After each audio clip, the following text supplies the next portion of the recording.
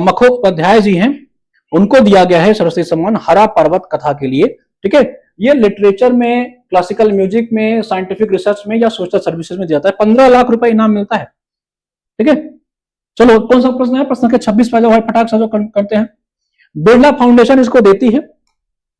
कौन देती है सरस्वती सम्मान? आपकी बिरला फाउंडेशन। ठीक है, 15 लाख रुपए मिलता है इसमें अभी। अब 15 लाख 35वां मुझे लग रहा है कोई मुखोपाध्याय साहब हैं, इनको मिला था। इनकी एक रचना थी हरा पर्वत, हरा पर्वत के लिए। ठीक है, ये साहित्य में दिया जाता है। बी, ऑप्शन बी लगा लीजिएगा करेक्ट। चलो, कह रहा कि बेसिक स्ट्रक्चर के बारे में कुछ प्रश्न है। कह रहा है कि consider following statement, the constitution of India defined its basic structure as federalism, secularism, fundamental right and democracy. अगला कह रहा है the constitution of India provides for judicial review to safeguard the citizen liberties and to preserve the ideals on which the constitution is based. बताओ इसमें से कौन सही? बड़ा बढ़िया प्रश्न है। ठीक है, कौन सा इसमें सही है?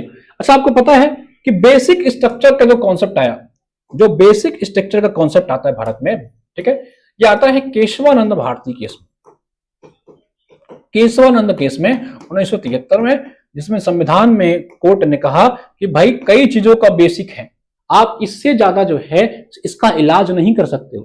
ठीक है, इससे ज्यादा इसका इलाज नहीं कर सकते हो। तो बेसिक स्ट्रक्चर की बात आपके मूल संविधान में नहीं थी, इसको ध्यान दीजिएगा। जो आपका ओरिजिनल संविधान था उसमें बेसिक स्ट्रक्चर की बात नहीं थी, अब है। ठीक है, 1973 के बाद है। अगला क्या कह रहा है?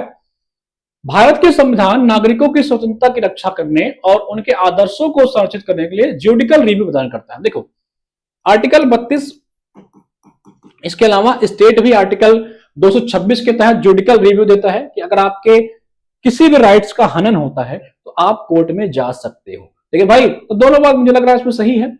अगर भारत का संविधान अपने मूल ढांचे को संघवाद, बड़ा टेक्निकल प्रश्न लग रहा है। The constitution of India define its basic structure as federalism, secularism, fundamental right. ठीक है, ये बात सही है। इंग्लिश में तो क्लियर हो रहा है।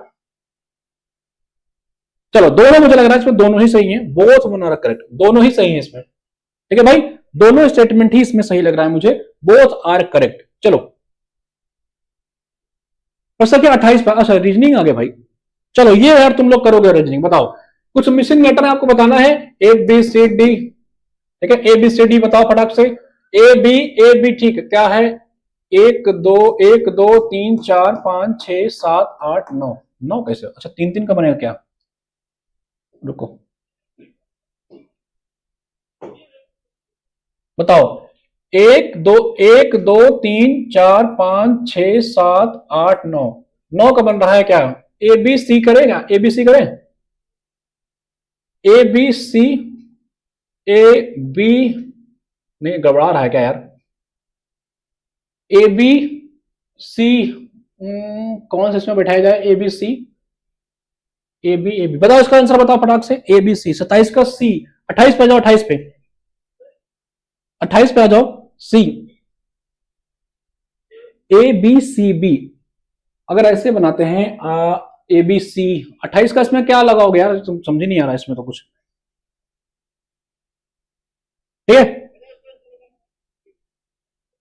सी इसका अगर उठा लो, ए बी सी, अगर इसको हम सी वाला उठाते हैं, यहां पे ए बी सी हो जाएगा। फिर यहां पे ए बी ये हो जाएगा। फिर आपका बी ये हो जाएगा। क्या मुझे लगा सी वाला ऑप्शन हो रहा है क्या इसमें?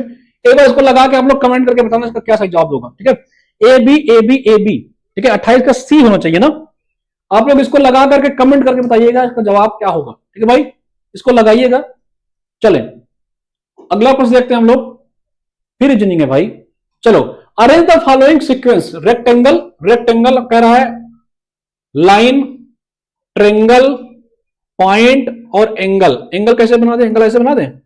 ठीक है, चलो, कह रहा है कि इसको अरेंज करो। अच्छा, मुझे लगा है कि वो कम ज्यादा वाला मैटर होगा ना यहाँ पे। तो सबसे पहले पॉइंट ले लेते हैं भाई, चौथा ले लेते हैं, फिर लाइन ले लेते हैं दूसरा, एंगल पांचवा, फिर ट्रेंगल और फिर रेक्टेंगल, 425 31, ये वाला ऑप्शन हो जाएगा।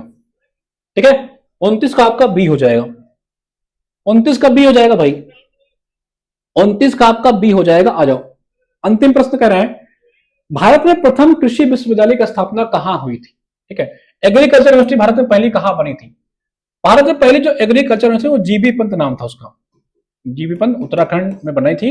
अब पूछ रहा है कि किस ईयर में बनी थी, किस सन में बनी थी, ये आपसे पूछ रहा है। ठीक है, जीबी पंत कृषि प्रौद्योगिकी जो है भारत में बनी थी। अच्छा बताओ, भारत में वल्लभ भाई, सरदार वल्लभ भाई पटेल, सरदार वल्लभ भाई पटेल कृषि वल्लभ भाई पटेल कृषि विश्वविद्यालय कहां है, कहां पे है?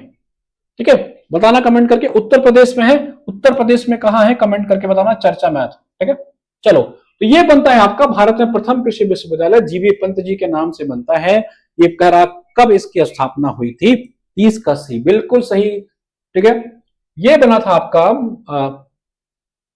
30 का सी, 1965 पंतनगर, बिल्कुल पंतनगर में बनता है आपका। ठीक है, किस ईयर में बनता है आपसे पूछ रहा है।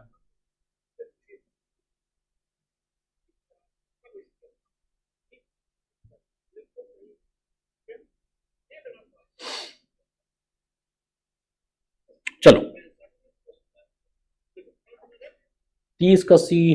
देखो, भारत का पहला एग्रीकल्चर यूनिवर्सिटी जिसे आप लोग कहते हो GB Pant university of agriculture and technology, GBPUT, Pantnagar Uttarakhand में है। जवाहरलाल नेहरू ने इसको इनॉग्रेट किया था नवंबर 17 1960 को। कब किया था? नवंबर 17 1960 को, 17 नवंबर 1960। ठीक है, अपने बर्थडे के 3 दिन बाद नेहरू जी ने इसका उद्घाटन किया था। वैसे करने वाले थे अपने बर्थडे वाले ही दिन। ठीक है, ये 14 नवंबर अपने बर्थडे वाले ही दिन, नेहरू का बर्थडे 14 नवंबर को होता ना भाई। ये जाने वाले थे अपने बर्थडे वाले दिन, लेकिन अपने बर्थडे पे इनको किसी से मिलना था, तो कहे भैया यूनिवर्सिटी का उद्घाटन तो है बाद में कर देंगे, तो 3 दिन बाद करते हैं, 17 नवंबर 1960। ठीक है, पहले प्रोग्राम इनके बर्थडे पे डिसाइड था, बाद में इसको टाल के 3 दिन बाद किया जाता है। 3 दिन बाद जब घूम टहल के आते हैं भाई, अब किसी भी व्यक्ति का बर्थडे है तुम उसके बर्थडे में बुलाओगे यूनिवर्सिटी का ताला खोलने के लिए, थोड़ी ना आएगा, है कि नहीं? तो 3 दिन बाद नेहरू जी आते हैं, 1960 में बना है। ऑप्शन बी करेक्ट है इसका। ठीक है, चलो, तो ये क्लास खत्म हुई। अब आप लोग बताइएगा आपके कितने प्रश्न सही हुए।